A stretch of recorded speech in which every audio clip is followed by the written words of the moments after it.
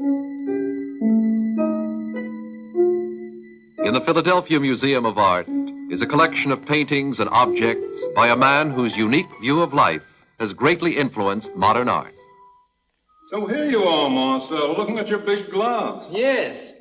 And the more I look at it, the more I like it. I like the breaks, the way they come, the cracks. You remember how it happened in 1926? Yes, I remember hearing. In Brooklyn, they put the two paints on top of one another on a truck, flat, not knowing what they were carrying, and bouncing for 60 miles in Connecticut. So that's what happened. But the more I look at it, the more I like the cracks because they're not like shattered glass. They have a shape. There's a symmetry in the cracking. The two crackings are symmetrically disposed, and there's more, almost an intention there, an extra curious intention that I'm not responsible for, ready-made intention, in other words, that I respect and love.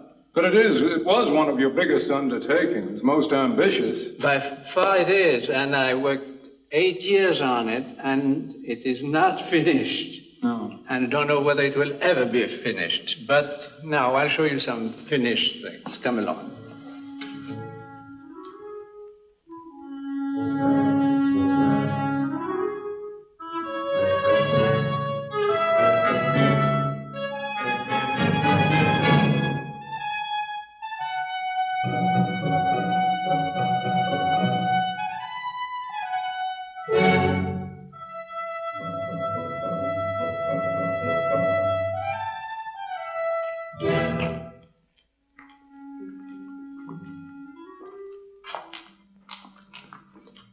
There's the chocolate grinder. Yes, one of the two I made, and the third one is on the glass itself. You had several versions of the nude descending a staircase, too, didn't you? Yes, three, but this one is the first one that was shown at the Armory show. The one the newspaper man called an explosion in a shingle factory. Yes. That was a great line he put out. Succès de scandale, now. Succès de scandale, yes. And this is a boxing match, a drawing that I never use, in fact. It's for the glass. I never used it. I felt it was not quite what I wanted. It must be a great satisfaction to you to have so many versions and so much of your work in one collection, such as you find here in the Philadelphia Museum. Oh, wonderful it is. You know, it's just, I always felt that showing one painting in one place and another place is just like amputating one finger each time, or a leg. Here I feel at home, my house, and I've never had such really a feeling of complete satisfaction. Well, I can understand how an artist would feel about that. Well, Marcel, these don't seem your earliest work. No. The earliest is this one in the corner, the church. That was done in my village in 1902. How old were you? I was 15 then. And then I went on about some more of that period, but they're not here. It's rather impressionist, isn't it? Is that what was the vogue? Yeah, well, it was not the vogue, it was the only thing we talked about, you see. I mean, it was advanced, yeah, even it was then. Advanced, and yet, when you see these two, which are later, already Impressionism has gone down in vogue. So they're more structural. They're more structural, and Cézanne has been recognized then, and Cézanne is the great man, and I was influenced by Cézanne in those two paintings, you see. This is my two brothers playing chess in the garden, and this is my father. Well, the whole family were painters, your sister and brother? No, one sister paints, yes, but especially my brother, Bidon, paints. But did they bring you into this Cézanne impressionist? No, it was all on my own. No. Just in the air? In the air, especially, yes. Yeah.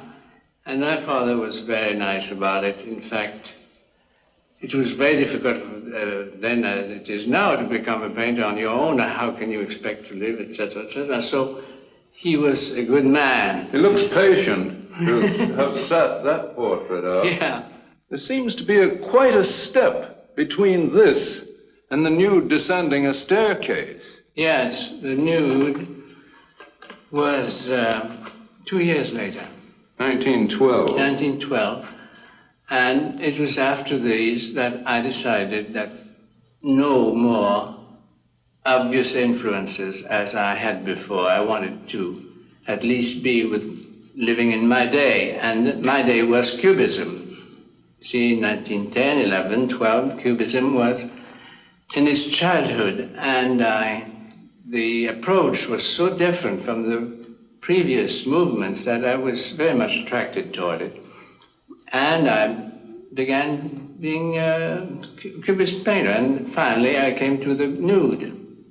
The nude, however, has something of movement in it that the Cubists didn't seem to be interested in. You see, there was also Futurism at that time. The Italians. Italian Futurism. But I didn't know about it. You weren't in Munich. You were in Italy, no. I never knew any. You see, the famous Futurist show in Paris was in January 1912, when I was painting this. So I hadn't seen it. There's a coincidence there. Of course, you might say it was in the air. But I didn't actually know the Futurists, but I did this painting with the idea of using movement as one of the elements in it. And next year, the following year, I sent it at the invitation of American painters, Davis and Walter Park. It was an event in American painting history, I know, but it's only now, even now that we know it, 40 years later. At the moment, it might have been an explosion of a success for a week or 10 days and finished in a feu de paille. Yes. But it went on. Then that was not enough for me. I went on with the idea that, all right, I had done what I could with Cubism, in my opinion, and immediately wanted to change. This idea of changing, not repeating myself. I could have done 10 nudes probably at that time if I wanted to. I decided not to go that. That will come into another discussion probably about why I did that. But I went immediately into another formula, which is the formula of the chocolate grinder. I was in Rouen, in one of the shops, showing through the glass an actual chocolate grinder. That a manufacturer of chocolate showed his chocolate grinder in the window. And it amused me so much that I took it as a point of departure. But what was different in your point of view here than in any normal still life of a chocolate grinder? Was it a mechanical interest? Yes, of course, the mechanical side of it influenced me then, or at least that was also the point of departure of a new form of technique. I couldn't go into the haphazard drawing or the folds or the painting, the splashing of the paint. I wanted to go back to a completely dry drawing, dry conception of art.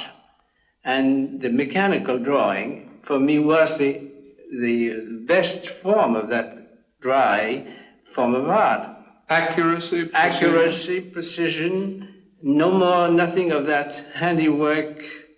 Chance. Chance, well, Values. chance is another question, but I mean, in that actual drawing, the precision that could not be even liked by all the people who liked Impressionism and all this. It was a new decision on my part to get away from even Cubism then, after a year of that. So this was the real beginning for the large glass. At the time you did this, was there no notion of what was coming? No, but I was already beginning to make a definite plan, complete plan for the whole glass. And the chocolate grinder was one point, and then came the sliding machine on the side. All this was supposed and was drawn in 13 and 14 on paper, planned out, because it was based on a perspective view, meaning complete control of the placement of things. It couldn't be haphazardly or changed afterwards. It had to go through as according to plan, so to speak. Well, I imagine you feel that the chocolate grinder heralded something in your work, something of that break you've often told me about. Yes, it was really a very important moment in my life. I had to make great decisions then. And I made a great one by saying to myself, no more painting, you'll get a job. And I looked for a job in order to get enough time to paint for myself. And I got a job as a librarian in Paris in the Bibliothèque Sainte-Geneviève. And this was a wonderful job because you had so many hours free in the day. You mean painting for yourself, not merely to please other people? Exactly. And that, of course, led me to this conclusion that you either are a professional painter or not. There are two kinds of artists. The artist that deals with society, is integrated in society, and the other artist, the completely freelance artist who has nothing to do with it, no bonds at all. I mean, the man in society has to make certain compromises to please them and to live. Is that why you took the job? Exactly. Exactly. I didn't want to depend on my painting for a living. Well, didn't you have a certain income from your father? Enough to live, if you want. Yes, enough to. My father was very nice about that. He always helped us long. All three of you? Yes. Long after we were of age, and he had a very funny idea. He said, all right, I'll give you what you want, but don't forget we have 3 sisters and 3 brothers. So whatever you get during my lifetime, you'll never get after my death as an inheritance. So all these sums that he had added carefully were subtracted from what we got after his death. You see, it was a very amusing French idea. Mm-hmm. Well, at least it helped you over the bumps in the beginning. Sure. Well, Marcel, when you speak of your disregard for the broad public and say you're painting for yourself, wouldn't you accept that as painting for the ideal public, for a public which should appreciate you if they would only make the effort to? Yes, indeed. It's only a way of putting myself in the right position for that ideal public, because the danger is to please an immediate public, the immediate public that comes around you and takes you in and accepts you and gives you success and everything. Instead of that, if you wait for your public that should come 50 years, 100 years after your death, that's the right public I want. It's a rather ascetic attitude. I can see that I don't think you ever felt that a person was justified in taking an ivory tower attitude, disregarding the intelligent and sympathetic public. No ivory tower in my idea at all. I remember a line in a piece by Henri Pierre Rocher in which he referred to you as saying that you were always careful to find a way to contradict yourself. I imagine by this you mean you were trying to avoid repeating yourself. Is this right? You see, the danger is to lead yourself into a form of taste, even in the chocolate grinder. That taste then is something that repeats something else that has been accepted. Is that what you mean? It's a habit. It's a repetition of the same thing long enough to become taste. If you cut it shortly, after you've done it, then it stays as a thing by itself. But if it's repeated a number of times, it becomes a taste. And good taste is what's approved, and bad taste is the same repetition which is not approved. Is that what you mean? Yes, good or bad is of no importance, because it's always good for one and bad for the other. The quality is not important, but it's taste anyway. Well, how did you find a way to get away from good or bad taste in your personal expression? I knew in that technique of the mechanical technique that there was no taste possible. Really, a mechanical drawing has no taste in it. Because it was divorced from the conventional expression in the painting. Exactly. At least I thought so at that time, and I do think today the same way.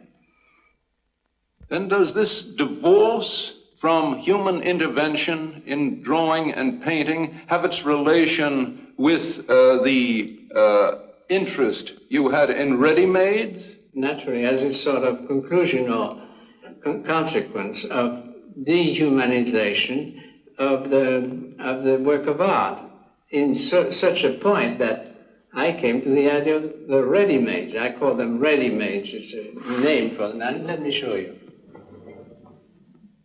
This is a ready-made bird cage with, if you see me having a hard time, because this is not sugar, this is marble, and it weighs a ton. And that was one of the elements that interested me when I made it, you see. It's ready-made, and the sugar is changed into marble. It's a sort of mythological effect. This is a ready-made of dating back from 1916. It's a ball of twine between two plaques of copper, brass.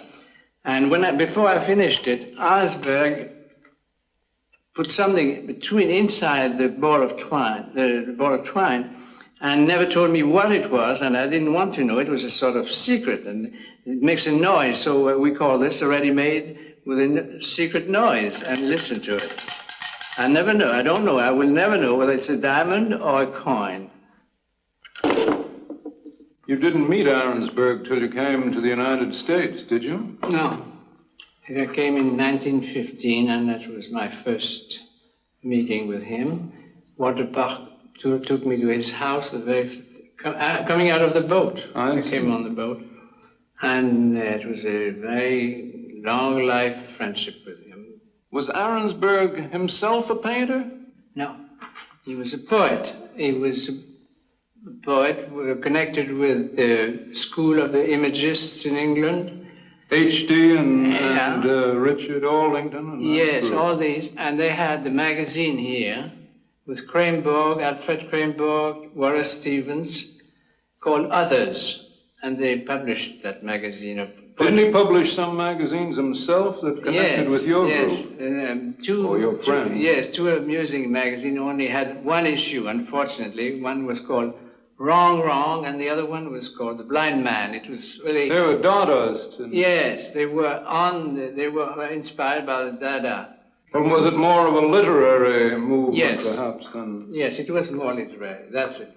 It was no more to do with plastic art as such, and no more considerations of technique or, as all the schools before had. In fact, it was a negation, a refusal to accept anything like that, to deny any preoccupation of theoretical interest, you see. So, the Dada movement in Paris became completely literary, and in fact became the Surrealism in 1923. When they got, of course, as usual, a group of people don't get together very long. 2 years or 3 years of it was enough, and they began fighting together. They hated each other. So they dispersed and became another group from itself on the ashes of Dada to become the Surrealism. But your group in America, I mean the Arensberg group, was associated with several other groups, wasn't it? There was, for example, Catherine Dreyer, who was also a patron of art, and she started a museum called Société Anonyme. And the Société Anonyme was a museum to bring from abroad paintings to get a sort of communion of art from the two sides and of modern art. And it was quite successful. Well, these several groups, I imagine, laid a certain foundation for an understanding of contemporary European art in this country, much before other activities. Yes, it was from then on that America was absolutely modern art conscious, which never had happened before. I see. Well, Catherine Dreyer also owned your large glass, which we were looking at a little while ago. Yes, she, at the time when the Augsburgs, who had the glass for a while, first had the glass when it was almost finished, but never was finished. In 1921, when they left New York for California, they didn't want to take the glass along because it was too fragile and they couldn't expect to transport it very easily. And so she, Catherine Dreyer, bought it from them, and she had it all the rest of her life. Marcel, from what you say, the glass was never really finished. No, the last time I worked on it was in 23. Still, it remains a sort Unfinished. of unfinished epic, as I say. Yes.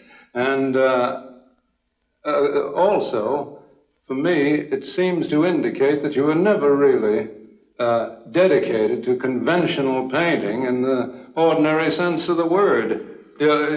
You were happy enough to do this, you were happy enough to leave it, you were happy enough to choose bottle racks as ready-mades and fill bird cages with marble to deceive those who thought it was sugar. I imagine that there's something broader in your concept of what art is than just painting. Is that what you feel yourself? I don't like to put words in your mouth but I have often thought about it. Yes, it was really, I considered painting as a means of expression, not a name. One means of expression. One means of expression instead of a name, a complete aim for life at all. The same as I consider that color is only a means of expression. In painting, it shouldn't be the last aim of painting. In other words, painting shouldn't be not only retinal or visual. It should have to do with the gray matter of our understanding instead of purely visual. You see? So it's the same thing with my life in general. I didn't want to pin myself down to one little circle, and I tried at least to be as general as I could, and that's, for example, that's what I did when I took up chess. Chess in itself is a hobby, is a game. Everybody can play chess, but I took it very seriously and enjoyed it because I found some common points between chess and painting. Actually, when you play a game of chess, it's like design something or constructing a mechanism of some kind by which you win or lose. The competitive side of it has no importance, but the thing itself is very, very plastic. And that's probably what attracted me in the game. Do you mean by that an enjoyment, a sort of fuller living? That is to say, another form of an expression? Yes, at least it was another facet of the same kind of mental expression, intellectual expression. One small facet, if you will, but it was just enough different to make it another facet, and then add to the body of my life. Marcel, you spent quite a bit of time in the late 1930s and the early 1940s on your valise. Do you regard that as a distinct personal expression also? Yes, absolutely. Absolutely. It's a new form of expression for me. It was, instead of painting something, it was to use the reproduction of those paintings that I loved so much into a small reduced form, in a small shape. And how to do it, I didn't know. I thought of book, which I didn't like, so I thought of the idea of a box in which they would be mounted like in a small museum, portable museum, so to speak, and there it is, in this valise. A sort of ready-made help, as you call it? Help, yes. See, it opens this way. Out it goes, and then we have the rest of it in this. Practically all your work is in here. Practically all of it. I think very few things are missing. You see, this auto-relief. What is it? Is it a disc that... Yes, it's a series. It's 12 drawings, different drawings, based on this spiral. To be used on a gramophone. To be used on Victrola. the Victrola. And the effect is that when you turn them at a certain speed, like 33.5 rounds, turns a minute, you get the effect of a growing form. Growing form, like a comb or corkscrew, and the spiral effect, spiralic effect. But they are different drawings. This one, for example, is a glass. It doesn't look like a glass here, but when it turns, this comes up like in third dimension. We have this one here. That's the Dada period, you see. The Mona Lisa with a mustache and a goatee.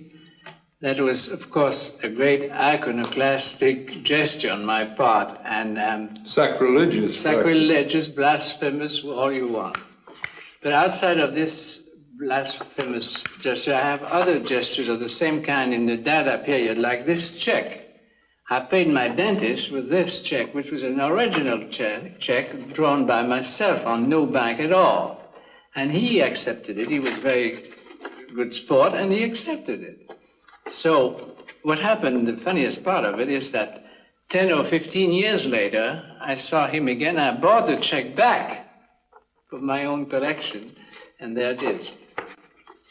This is also another one on a system, Monte Carlo system, to win in Monte Carlo, to break the bank in Monte Carlo. Of course, I never broke any bank with it. I thought I had a system, and I made some shares that I sold to different people to make a capital of it and break the bank in Monte Carlo. Did you undertake it? Did you try to... Oh, I did. I sold a few shares, of course. But did you win anything? No, never won anything. Never won anything. Now, this is the boxing match. As you see, the drawing is completely geometrical or mechanical, because that was the epoch period when I changed completely from splashing the paint on the canvas to a absolutely precise, coordinated drawing, and with no relation to arty handiwork. This was one of the motives of the glass that wasn't incorporated. That's it. Yes, it was supposed to be, and it never was incorporated. It should have been somewhere here, but never was finished. And as you know, I like the intellectual side, although I don't like the word intellect. For me, intellect is too dry a word, too inexpressive. I like the word believe. Believing is more. I think that people in general, when they say, I know, they don't know, they believe. I believe that art is the only form of activity in which man, as man, shows himself to be a true individual and is capable of going beyond the animal state, because art is an outlet towards regions which are not ruled by time and space. To live is to believe. That's my belief.